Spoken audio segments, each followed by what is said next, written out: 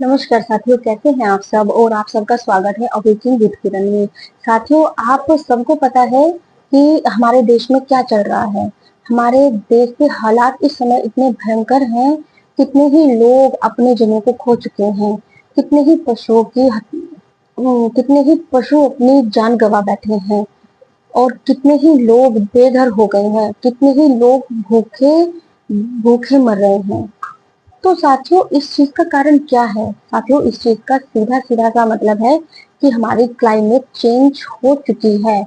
और इसकी जो कालावधि है वो 10-15 सालों से पहले नहीं रुकने वाली है। 10-15 सालों तक लगातार भूकंप है, बाढ़ है, तूफान है, यही सब कुछ चलता रहेगा।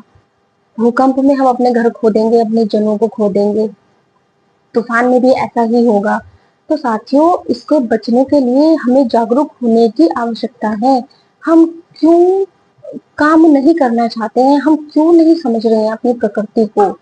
हम अपनी प्रकृति को लगातार ठेस पहुंचाते रहते हैं, जंगल काट काट कर, माइन द्वारा, पहाड़ों पे जबरदस्ती रास्ते बनाकर। ऐसे जबरदस्ती रास्तों का क्या फायदा है कि वहां की चट्टानें फिसल फिसल कर वो रास्ते तब भी बंद ही हो जाते हैं। कितने लोग अपनी जान गंवा बैठते हैं। हमें ऐसा नहीं करना चाहिए। हमें समझना चाहिए, अगर हमारे आसपास ऐसी गतिविधियां होती हैं तो हमें उनका विरोध करना चाहिए। साथियों, जल है तो जीवन है, पेड़ है तो जीवन है, ये हमारी प्रकृति है। अगर हम इसको संभाल कर नहीं रखेंगे तो हमारा विनाश निश्चित है। और हम बहुत तेजी से अपने विनाश की ओर बढ़ रहे हैं। साथियों, पहले के समय में जो परिवर्तन होते थे वो लाखों लाखों वर्षों में हुआ करते थे। और आज के समय में जो परिवर्तन हो रहे हैं वो 150 से 100 सालों के बीच में ही हो रहे हैं। और उनकी कालावधि बहुत लंबी होती है। जो प्राकृतिक तौर से परिवर्तन होते थे साथियों, वो इतने भयंकर नहीं होते थे जैसे कि आज हो रहे हैं। और ये सिर्फ इसलिए है कि हम अपनी प्रकृति को लगातार नुकसान पहुंचा रहे हैं। और ये परिवर्तन ऐसे हैं कि ये जल्दी से रुकेंगे नहीं। अगर हम अभी भी जागरूक नहीं हुए हैं तो मुझे लगता है कोई भी स्थिति ऐसी नहीं होगी कि जो हमें हमारा जीवन लौटा पाए। हम एक साथ नहीं मरेंगे। साथियों, मरने से पहले हमें पता नहीं कितनों को मरते हुए देखना होगा। हम धीरे धीरे मरेंगे। दुनिया में चारों तरफ पानी होगा लेकिन पीने के लिए पानी नहीं होगा। जो तीसरा विश्व युद्ध होगा वो पानी के लिए होगा। लोग पानी के लिए लड़ेंगे, एक दूसरे को मारेंगे। तो साथियों, सोचिए आप कितनी भयंकर स्थिति होगी। साथियों, हमें अपने अपने स्तर पर काम करने की आवश्यकता है। हम बड़े स्तर पर काम नहीं कर सकते हैं, लेकिन हम छोटे स्तर पर एक छोटा सा कदम जरूर रख सकते हैं। जब हम छोटे छोटे कदम सभी मिलकर बढ़ाएंगे तो मुझे लगता है वो एक बड़ी प्रतिक्रिया के रूप में सामने आएगा।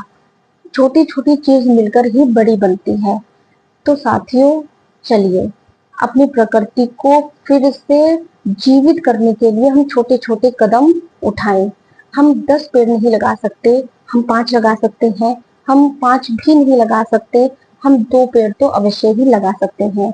और साथियों, हम अपने वस्त्र पहनने की जो हमारी इच्छाएं हैं, वस्त्र पहनने की क्या बहुत सारी ऐसी इच्छाएं हैं जो हमें सीमित करनी चाहिए। हमारे पास 10 जैकेट पड़ी होती है लेकिन फिर भी हमें इच्छा होती है कि हम 2-3 और ले लें। होता है ना ऐसा ही। हमारे पास बहुत सी चीजें ऐसी पड़ी हैं जो यूज में नहीं है लेकिन फिर भी हम नहीं लेकर आ जाते हैं। तो यही तो इच्छाएं हैं। साथियों, हम जब कहीं आसपास जाते हैं तो हम उसमें भी साइकिल का यूज कर सकते हैं।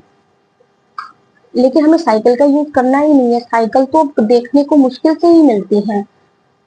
साइकिल भी विलुप्त हो गई है। हम अगर कहीं थोड़ी सी दूर भी हमें जाना है तो हम बाइक पे चले जाते हैं। जिनके पास गाड़ी है वो गाड़ी में चले जाते हैं, है ना। लेकिन कोई साइकिल चलाना नहीं चाहता। तो साथियों, हमें साइकिल का प्रयोग अपने जीवन में करना होगा। इन छोटे छोटे बदलाव से हम देखेंगे कि एक दिन बड़ा बदलाव हो रहा है। तो साथियों, इसी टॉपिक के साथ मैं आपसे विदा लेती हूँ। और विचार करिएगा कि हमें अपने जीवन में क्या परिवर्तन करना चाहिए कि जिससे हम अपनी प्रकृति को सुरक्षित रख सकें। धन्यवाद।